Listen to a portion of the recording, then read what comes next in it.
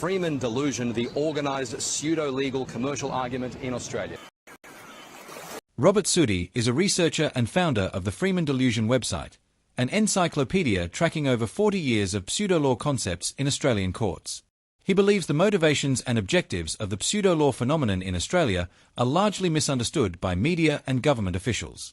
With an enormously wide brush, police intelligence refer to certain individuals as sovereign citizens, based on the premise of a stereotype and singular ideology. It is claimed their beliefs, while numerous, fall into a broad tranche, the central theme of which is that the law does not apply to them, or that certain laws should not apply to them, or even that they reject the idea of law altogether.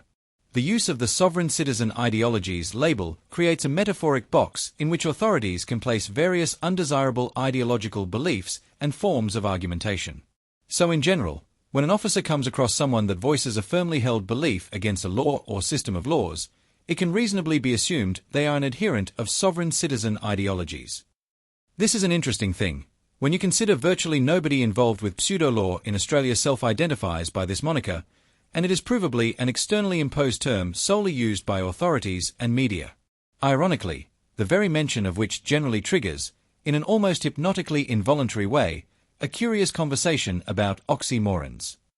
The question, "Are you a sovereign citizen?" most always reaches an inevitable default position of "you are a sovereign citizen," regardless of objections. Due to popular social themes, the moniker can invoke a scoffing disregard of their actual beliefs. The metaphoric box has already determined what these individuals' beliefs consist of, so interactions start from that presupposition. They need not even comment on their own unique and distinct views, that has already been determined by the label.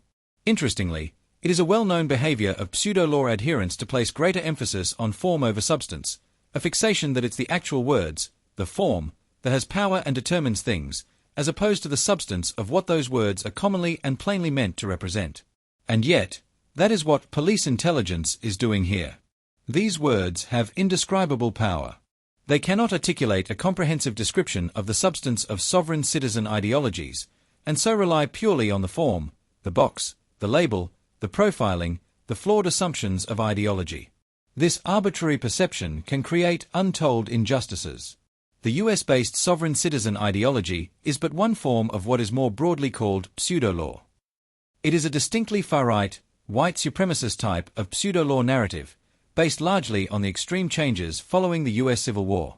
The use of this nomenclature includes the presupposition that sovereign citizen ideologies are an inherently far-right phenomenon, when this is factually incorrect. In Australia, we have a complex ecosystem of many, often opposing ideologies, within a spectrum, from innocent constitutional and statutory misconceptions that are present in the Australian cultural milieu or folklore, to extreme beliefs involving sovereign concepts. There's monarchist and republican groups, nationalist and globalist groups, Catholic and Protestant groups, conservative and progressive groups, white supremacist and black supremacist groups, all with differing beliefs, objectives, and motivations. They are mostly peaceful, lacking the essential militia-type dynamic that dominated early US pseudo-law groups. The sovereign citizen ideology's categorization has unhelpful consequences for accurate risk assessment, as it immediately indicates a heightened potential of violence, so officers may respond with unnecessary escalation or even preemptive force, despite there being no other additional grounds for any concerns. There are plenty of reasons that someone might say that the law does not apply to them or that certain laws should not apply to them, and it can often have absolutely nothing to do with pseudo-law, or how the misinformed describe it, sovereign citizen ideologies. They could well be trying to articulate a legitimate statutory exemption to a law. They could also have legitimate legal reasons to challenge the validity of a law on constitutional or other grounds. They could even be engaging in activism to protest a law, which often includes conscientious noncompliance. Challenging the law is a good thing in any healthy democracy. The act of questioning the statutory basis of police actions often results in prosecutions being withdrawn or dismissed. In fact, the very act of pleading not guilty to an offence often results in withdrawals, as prosecution realizes they can't prove the charge beyond reasonable doubt, relying purely on a guilty plea so the allegations can pass unchallenged. Applications to challenge the jurisdiction of the court also serve a legitimate purpose, as an action may be flawed and in fact be outside of a particular court's statutory functions. Identically, there is an implied right of freedom of political communication in the Constitution, to protect the freedom to garner support for political ideals, no matter how absurd others might find them. When constitutional or statutory arguments are raised, even with talk of treason against the Crown and hangings after the law is changed back, it is essentially political advocacy. The definition of sovereign citizen ideologies should not be so broad that it can easily be made to include virtually any legitimate legal dissent, even constitutional, religious, and indigenous sovereignty concepts. It's dangerous for the executive to have such broad powers that can be used to stifle any public criticism and promote the idea that one's worth is socially validated, not by their actions, their compliance with or breach of Australian law, but purely by their political beliefs. The adoption of the US sovereign citizen nomenclature by Australian courts is only a recent occurrence. Prior to R v Sweet, 2021, the only mention of sovereign citizen in all of published Australian case law was a few New South Wales supervision orders referring to the risk potential in the US sovereign citizen movement. Where pseudo-law arguments appeared, they were taken on their individual merits without any attached ideological label, or the court adopted the Canadian nomenclature coined by Rooks ACJ in Meads v. Meads, 2012, OPCA, organised pseudo-legal commercial argument, litigant or adherent, to describe the evolved phenomenon after leaving its US incubator. Pseudo-law, as a distinct phenomenon, includes all forms of this type of argument, including the US motifs. But since 2021, there's dozens of cases using the sovereign citizen nomenclature, and that has not come from adherents, but from judges influenced by media and academics who are inexperienced with the nuances. There's been published appellate court decisions where the exact arguments verbatim that Kirby J. offered as his dissent in Marquet, 2003, regarding the Australia Act 1986 being constitutionally invalid, were now defined as a sovereign citizen argument. It is unfortunate that media now describes someone using pseudo-law motifs as a self-identifying sovereign citizen or self-declared sovereign citizen. It misrepresents everything. There are plenty of examples of police arbitrarily using the sovereign citizen label as a convenient pre-crime tool to classify and penalize those that simply question or challenge laws, even where the label doesn't apply, intentionally using the US phenomenon to promote paranoia.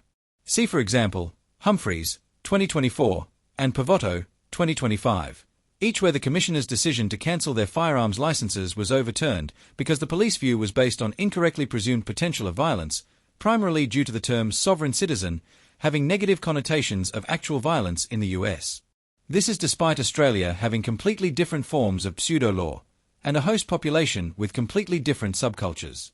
Similarly, the media have repetitively been caught out portraying the Wiambilla shooting as an example of sovereign citizen violence without a single pseudo-law motif found to establish these assertions, and despite the suggestion explicitly being rejected by both the Australian Security Intelligence Organisation and Queensland Police investigations, and contrary to the findings of a coronial inquest. The term is too often misapplied.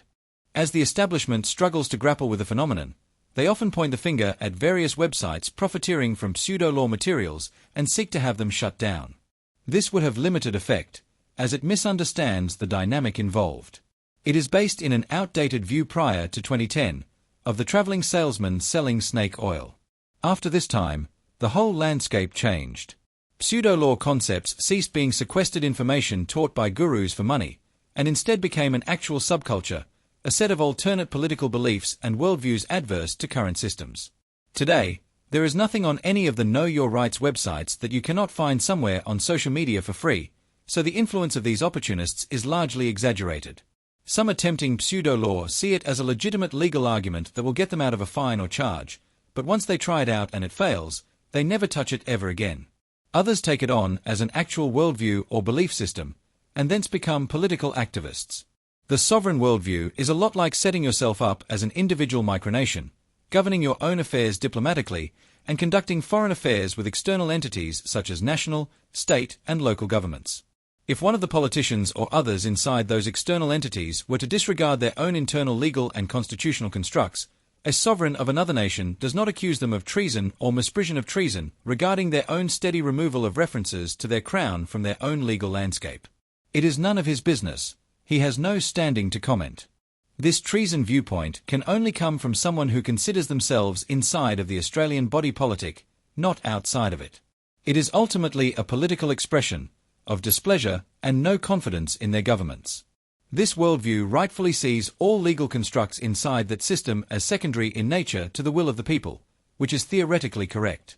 After all, It is the people of Australia that gave consent to the Constitution itself, and everything that flows from it.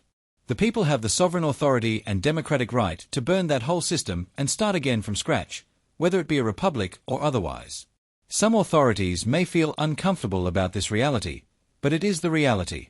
Identically, when an individual seems to deny that they're a citizen and instead claims to be part of a body politic of the people, this is a powerful political statement, and also theoretically correct. A citizen is a legal construct, whereas the people not only predate, but possess a certain inherent natural status that underlies that legal fiction. The truth is, my being a member of the body politic of the people of Australia still remains even if the government collapses. There is nothing unlawful about these philosophies, seeing the current systems of government from this superior jurisdiction. It puts things into true perspective and presents a core original truth that is essential to every healthy democracy. They are not sovereigns living externally and insisting on immunity to the domestic law of another nation, but rather, these are members of the Australian body politic who believe governments have lost their way and are no longer serving the Australian people. This is quintessentially political advocacy, no matter how offended others might be about it. There's many reasons why there's a massive growth in the numbers of people actively challenging authority. There's an erosion of faith or trust, and a growing disillusionment with current systems of government and law. Genuine personal grievances which drive ordinary Australians to not only stand up and demand something better, but to seek alternative reasoning for this dilemma they find themselves in. Whether it be the overreach of the mandates and police intervention during the pandemic, the lack of accountability, the inflation of the cost of living and economic pressure, debt and enforcement, fines and penalties, administrative overreach, or a lack of fairness experienced in the courts, everyone feels it in one way or another. The state can mercilessly incarcerate, detain under mental health legislation, forcibly medicate, and bankrupt a litigant just because of a political view regarding ongoing systemic injustice and corruption. This is a quite serious thing, and cannot be gaslighted away as simply they did it to themselves. There are real issues at play. Every declared vexatious litigant influenced by pseudolaw, whose entire litigation history I've compiled, began their journey from an initial injustice by the courts or government agencies that they became obsessed about and sought justice for. The state is as much to blame here, as their unconscionable actions provide very fertile ground for anti-government sentiment and inspire victims to seek alternative solutions to their very real problems. Pseudolaw acts as a pressure release valve, granting the population a, mostly ineffective, spiritual and pseudo-legal opt-out procedure, which gives them a powerful illusion of control, channeling revolutionary energy into bureaucratic and spiritual dead ends. It's a brilliant move. Let them think they can quit the game, and they'll never try to flip the table over. The legal and energetic outcomes for individuals who have attempted pseudolaw suggests the process doesn't lead to genuine sovereignty. It primarily results in legal entanglements that further bind the individual to the very system they are trying to escape. Curiously, pseudolaw adherents draw strength from court rejection, as opposed to accepting it as an authoritative response. The apparent failures of the strategies are not flaws that require ironing out, but rather, they are seen as features of their resistance. They generate pleasure, sovereignty, and a prefigurative vision of reality for adherents, a distinct space-time where law operates independently of state institutions, rooted in a reimagined past and fueled by radical individualism. The experience exemplifies a Protestant regime of historicity, direct, unmediated access to original texts, schismatic and anti-expert, akin to rejecting papal authority. It invokes an intention to live outside of the mainstream system, akin to the early Christian, come out from among them and be ye separate. An intention to practice an alternative form of legality untethered from state timelines. It invokes a sense of euphoria, of being born again, and therefore necessarily reducing every aspect of one's own relations, personal, social, or state, to unilateral contracts that can be refused.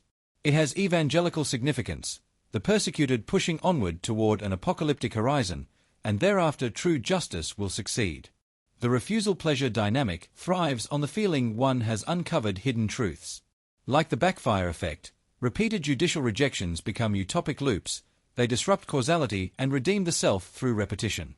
They build supporting community among other adherents, who bond over shared aha moments of rejecting the system.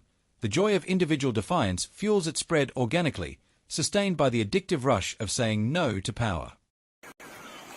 Freeman delusion, the organised pseudo-legal commercial argument in Australia.